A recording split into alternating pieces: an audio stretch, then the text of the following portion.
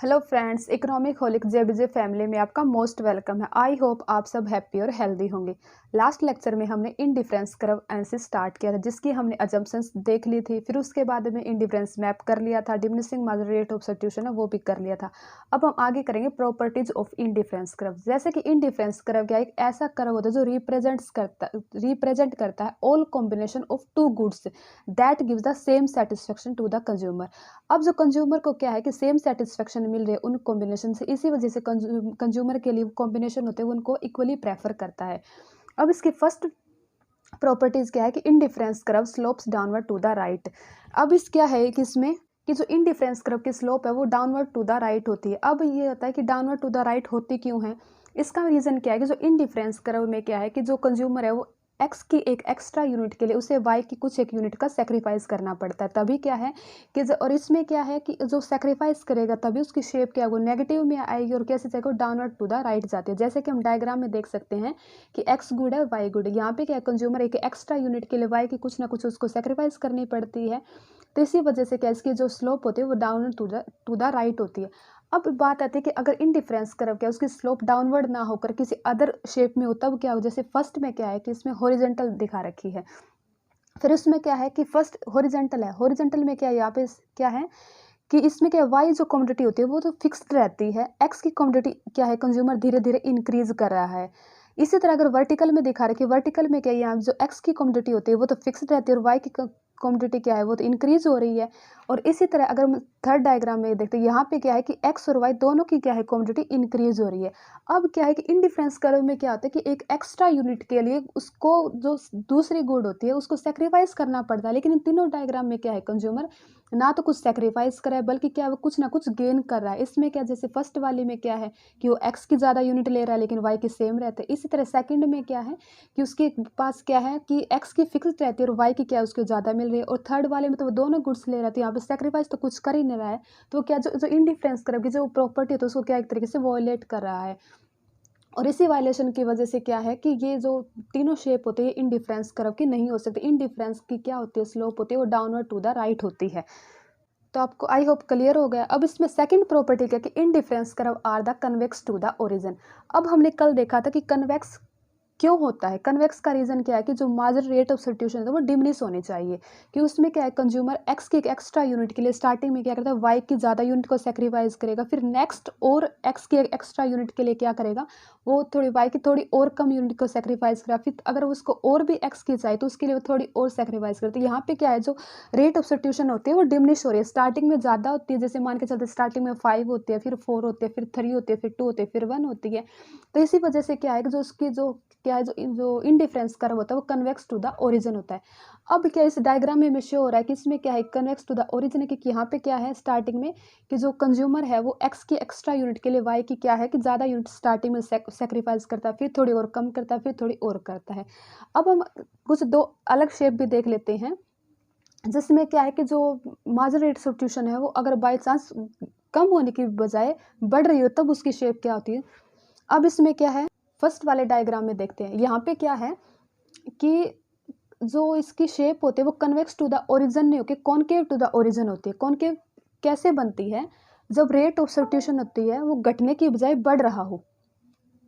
अब डायग्राम में देखिए स्टार्टिंग में क्या है कि एक्स्ट्रा यूनिट के लिए क्या है कंज्यूमर थोड़ी सी वाई की यूनिट होती है कम यूनिट सेक्रीफाइस करता है, फिर उसके बाद में क्या एक एक्स्ट्रा यूनिट के लिए थोड़ी सी और ज़्यादा सेक्रीफाइस करेगा, फिर एक एक्स्ट्रा यूनिट के लिए थोड़ी सी और ज़्यादा सेक्रीफाइस करते। तो यहाँ पे क्या होती है जो मार्जिनल रेट ऑफ सब्स्टिट्यूशन है वो कम होने के बजाय ज़्यादा हो रही है। यहाँ हम ऐसे मान के चलते हैं कि स्टार्टिंग में उसने एक एक्स्ट्रा यूनिट के लिए सिर्फ एक गुड्स का सेक्रीफाइस किया, फिर उसके बाद और एक्स्ट्रा यूनिट के उसने 2 यूनिट का सेक्रीफाइस किया, फिर उसने 3 यूनिट। तो यहाँ क्या है 1 2 3 4 क्या है जो मार्जिनल रेट ऑफ सब्स्टिट्यूशन रहता है वो कम होने के बजाय यहाँ पे इंक्रीज हो रहा है। तो क्या है यहाँ पे क्या इंक्रीजिंग रेट ऑफ सब्स्टिट्यूशन आ जाते हैं। इसकी वजह से क्या है ये कनकेव टू द ओरिजिन हो जाता है। और इसमें नेक्स्ट डायग्राम में क्या है कि यहाँ क्या है कि जो रेट ऑफ सब्स्टिट्यूशन होता है वो इक्वल रहता है। यहाँ पे कंज्यूमर क्या है जितनी गुड्स वो एक्स की गेन कर रहा है उतनी ही क्या है वो वाई की सेक्रीफाइस कर रहा है। तो यहाँ पे क्या सेक्रीफाइस और गेन जो दोनों के दोनों इक्वल रहता है।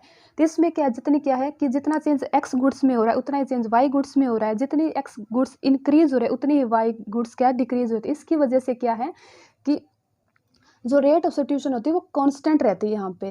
तो इसमें क्या है कि हम इंडिफरेंस कर्व में ये मान के चलते हैं कि diminishing margin rate of substitution रहनी चाहिए। तो इन दोनों डायग्राम में ये चीज़ें क्या है, अपने आप ही वॉयलेट हो रही है, वो उन प्रॉपर्टी को कंप्लीट नहीं करे, तो ऐसे क्या इंडिफरेंस कर्व की शेप नहीं हो सकती है। अब क्या है, जैसे कि फर्स्ट क्या थी अपने पास इसकी प्रॉपर्टी कि indifference curve slopes downward to the right. Second क्या कि indifference curve are the convex to the origin. I hope आपको क्लियर हो गई होगी। अब हम देखते हैं इसकी नेक्स्ट प्रॉपर्टी। नेक्स्ट प्रॉपर्टी में क्या था कि indifference curve can't intersect each other. क्या है कि इसमें ये मान के चलते हैं कि जो दो इंडिफरेंस कर्व होते हैं या दो से ज़्यादा, तो एक दूसरे को कट नहीं करेंगे। अब कट क्यों नहीं करेंगे, या फिर अगर बाई चांस कट कर रहे हैं तो क्यों कर रहे हैं। हम सबसे पहले हम ऐसी कंडीशन मान के चलते हैं कि अगर इंडिफरेंस कर्व एक दूसरे से कट कर रहे हैं तब क्या होता है। जैसे कि हम डायग्राम में देखते हैं, यहाँ पे क्या है, डायग्राम में फर्स्ट वाले में क्या, दो इंडिफरेंस कर्व ले रखे हैं।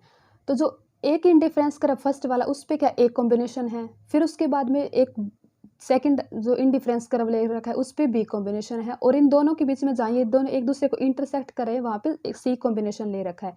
अब हमें ये पता है कि जो इंडिफरेंस कर्व पे जितने भी कॉम्बिनेशन होते हैं वो क्या है, कंज्यूमर को इक्वल सेटिस्फेक्शन देते हैं। तो इसका मतलब क्या है कि जो एक कॉम्बिनेशन से जितनी यूटिलिटी मिल रही है उतनी सी कॉम्बिनेशन से भी यूटिलिटी मिलेगी, और जितनी बी कॉम्बिनेशन से यूटिलिटी मिल रही है उतनी सी कॉम्बिनेशन से मिलेगी। क्योंकि क्या है कि जो सी कॉम्बिनेशन है वो ए पर भी आ रहा है और बी पर भी आ रहा है, मतलब इंडिफरेंस फर्स्ट पे भी है और इंडिफरेंस सेकंड पे भी है। तो इसका मतलब क्या, जो सी से जितनी यूटिलिटी मिल रही है उतनी ए से मिल रही है, उतनी बी से मिल रही है। अब हमें जब ये पता है कि जो ए की यूटिलिटी इक्वल टू क्या है, सी की यूटिलिटी, इसी तरह जो बी से यूटिलिटी मिल रही है कंज्यूमर को उतनी सी से मिल रही है, तो हम ये बोल सकते हैं कि ए से यूटिलिटी और बी से यूटिलिटी मिलने वाले सेम है। लेकिन जब हम यहाँ पे देखते हैं तो हमें ये पता है कि जो ए क्या है, ए तो नीचे वाले इंडिफरेंस कर्व पे आ रहा है, लेकिन जो ए कॉम्बिनेशन बी जो कॉम्बिनेशन है वो नीचे वाले इंडिफरेंस कर्व पे है, और बल्कि ए क्या है, ए तो ऊपर वाले कॉम्बिनेशन को देखा जहाँ पे क्या जो एक्स की गुड है और वाई है, दोनों की गुड्स इंक्रीज हो रही है। जहाँ पे गुड्स इंक्रीज हो रही है वहाँ यूटिलिटी भी ज़्यादा मिलेगी। और कंज्यूमर जो इंडिफरेंस कर्व में ये मान के चलते हैं कि जो कंज्यूमर होता है वो हायर लेवल ऑफ सेटिस्फेक्शन पे जाना चाहेगा, हायर गुड्स को ज़्यादा कंज्यूम करना चाहेगा। तो इसी वजह से क्या कंज्यूमर क्या बी के बजाय वो ए को प्रेफर करेगा। अब तो अब वो क्या है कि बी की बजाय ए को प्रेफर करा, इसी वजह से हम क्या है कि हम ये नहीं बोल सकते जो इंडिफरेंस कर्व इंटरसेक्ट कर रहे हैं वो एक तरीके से सही रिजल्ट दे रहे हैं, बल्कि हम यहाँ पे ये प्रॉपर्टी बनती है कि इंडिफरेंस कर्व एक दूसरे को इंटरसेक्ट नहीं करेंगे। क्योंकि इंटरसेक्ट करने के बाद में जो हम ये बोलते हैं कि जो इंडिफरेंस हायर यूटिलिटी देता है, जो हायर लेवल पे होता है वो हायर यूटिलिटी देता है, ये अपने आप में वॉयलेट हो जाती है। इसका इसी वजह से हम बोलते हैं कि indifference curve can't intersect each other. क्योंकि क्या है कि सेल्फ कंट्राडिक्टरी सिचुएशन हो जाती है जहाँ पर इंटरसेक्ट करते ही क्या है कि जो मिलने वाली यूटिलिटी होती है, जो लोअर इंडिफरेंस कर्व होता है हायर इंडिफरेंस कर्व होता है, उन दोनों की इक्वल हो जाती है। फिर उसमें क्या है नेक्स्ट कि indifference curves are not necessarily parallel to each other, कि मतलब कि जरूरी नहीं है कि जो इंडिफरेंस कर्व एक दूसरे के पैरेलल होने चाहिए। इसका रीजन क्या है कि हमें ये पता कि इंडिफरेंस कर्व क्यों बनते हैं। इंडिफरेंस कर्व इस वजह से बनते हैं कि उनकी जो diminishing margin rate of substitution होती है। अब जरूरी नहीं है कि हर एक इंडिफरेंस कर्व की जो डिमिनिशिंग रेट होती है वो इक्वल रहेगी, किसी की ज़्यादा हो सकती है, किसी की कम हो सकती है। कोई स्टार्टिंग में ज़्यादा तेज़ी से गिर रहा है, कोई धीरे धीरे तेज़ी से गिर रहा है, लेकिन कहीं ना कहीं उनकी डिमिनिश हो रही है। कंडीशन सिर्फ ये होती है और इक्वल नहीं होती है। इसी वजह से क्या बोलते हैं कि इसमें जो एक दूसरे के पैरेलल होना ज़रूरी नहीं है। अब नेक्स्ट इसमें क्या है कि higher indifference curve shows higher level of satisfaction than lower indifference curve. इसमें क्या है कि हमें ये जैसे कल हमने अजम्पशंस वगैरह में भी देखा था कि जो हायर लेवल पे इंडिफरेंस कर्व होता है वो हायर लेवल ऑफ सेटिस्फेक्शन पे दिखाता है। इसी वजह से एक कंज्यूमर का जो मोनोटोनिक बिहेवियर होता है वो यही चाहता है कि वो लोअर की बजाय हायर इंडिफरेंस कर्व पे जाए, क्योंकि हायर इंडिफरेंस पर उसकी यूटिलिटी ज़्यादा होगी, उसको ज़्यादा गुड्स मिलेगी। अब उसके बाद में आता है नेक्स्ट आता है कि an indifference curve can't touch either axis.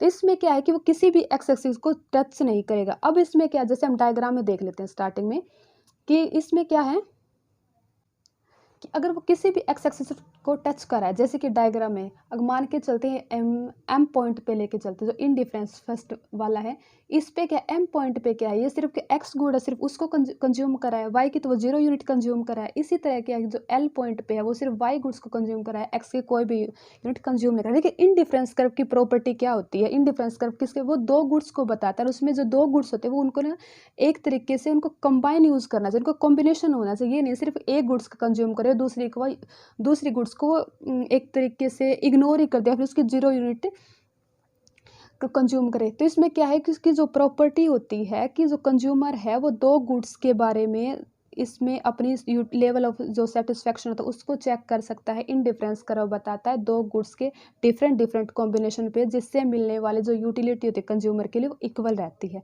तो ये तो थी इसकी प्रॉपर्टी। अब क्या है इनडिफरेंस कर्व, क्या है कि इनडिफरेंस कर्व की जो शेप होती है उसको देख के हम ये भी बता सकते हैं कि जो कमोडिटीज़ हैं वो कॉम्प्लीमेंट्री है या फिर क्या कॉम्प्लीमेंट्स है या फिर इसमें क्या है कि सब्स्टिट्यूट है, मतलब एक तरह से इंटरचेंजेबल है।